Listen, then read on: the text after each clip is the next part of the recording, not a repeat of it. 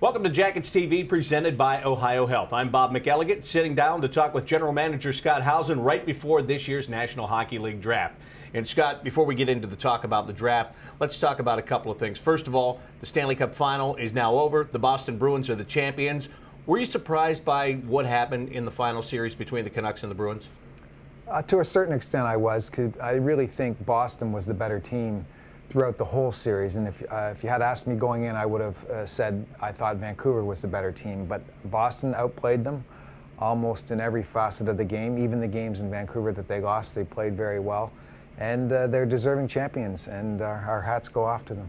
Now that that series is over, obviously it's time for everybody in the league to do their due diligence, getting prepared for the draft. I'm sure trade talk has really kind of picked up a little bit. For you, how much has that talk picked up since the final has come to an end? Quite a bit, really. It got pretty busy here the last 3 or 4 days. I think people took a break for Father's Day. I only made one phone call on Father's Day, but certainly Friday, Saturday were busy days talking to people, and I expect it to continue as we move forward. And a lot of the conversations, of course, are, well, let's talk when we get to the draft. So it's going to pick up a little bit even more.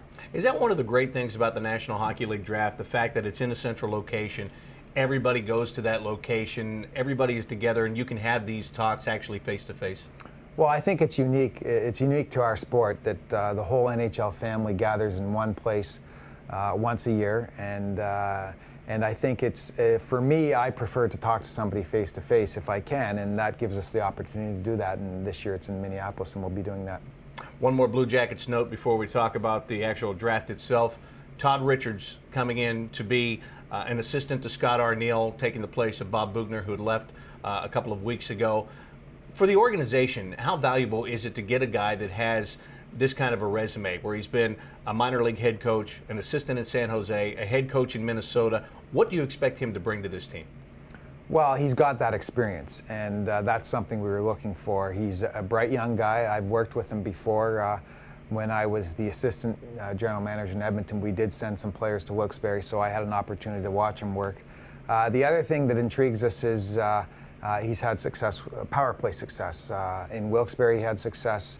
In San Jose, he was part of their power play, and then Minnesota's had, you know, a sort of a top 10 power play for the last couple of years he's been there. So he's going to bring some new ideas to our power play, but we're really, really thrilled with that choice that Scott has made and that Todd has agreed to terms with us.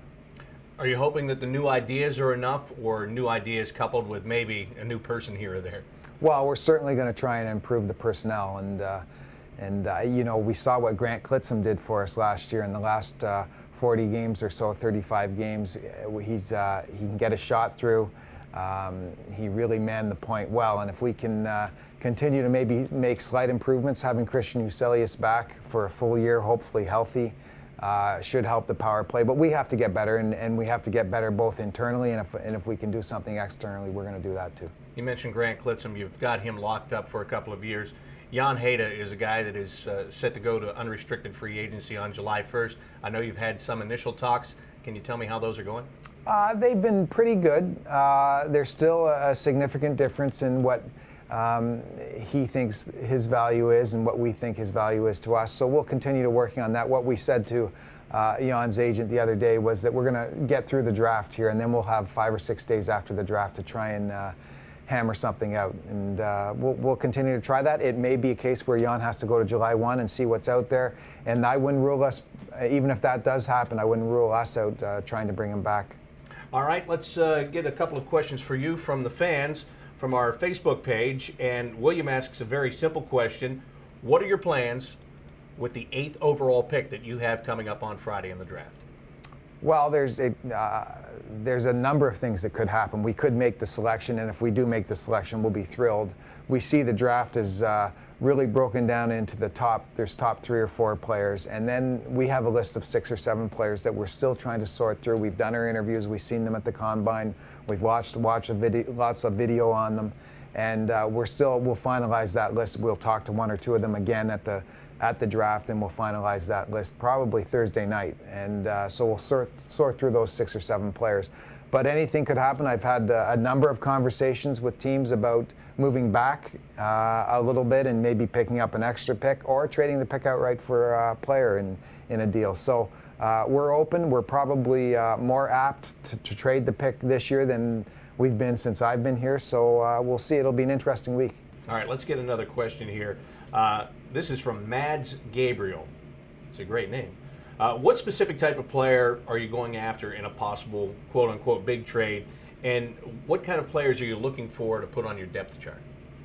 Well, the trade is, if just a good player, a really good player, top 6 forward, preferably center, or top 4 defenseman would be the two prime things on the wish list. Again, we've talked about it. They're not readily available, but we'll keep working at it and see if something breaks before Friday. And then if it doesn't break on Friday, then we've got free agency. We've got, I think there'll be a trade period after free agency when teams sort of settle in and say, okay, I have too much of this, or I didn't get this. How can I go get something else? There's lots of opportunities, even if it doesn't happen this week. As far as depth players, we're just looking for good young players. Maybe to get into our system and start playing and then see who develops, just like Grant Clitsome did. Nobody could have told us, yes, for sure, Grant Clitsome's going to be an NHL player 3 years ago, but he worked at it.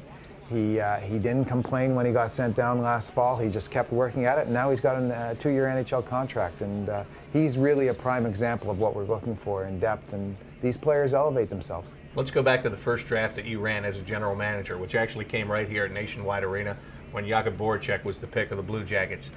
For you personally, and I know that year you came in just before that, and it wasn't necessarily totally your draft. You came in, took the information they had here, and then made the pick. But from that time until now, how things changed for you, and how do you look at these drafts? Is it still the same, or do you look at them differently at all?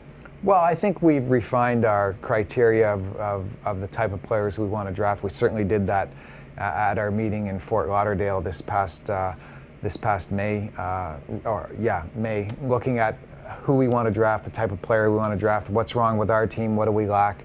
So it's changed a little bit. That first draft was pretty mind-numbing because I just got here 10 days before, and really I brought the information I had from Edmonton. Jake Voracek was near the top of my list, and I was just delighted that we were able to draft him with the 7th overall pick. So you have a little more control now, and a little more, you sort of know what to expect. You know your people better. But it's a really exciting time for any general manager.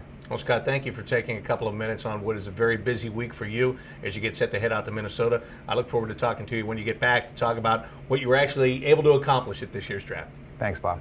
That's Scott Howson, General Manager of the Blue Jackets. I'm Bob McElligott. Thanks for watching Jackets TV, presented by Ohio Health.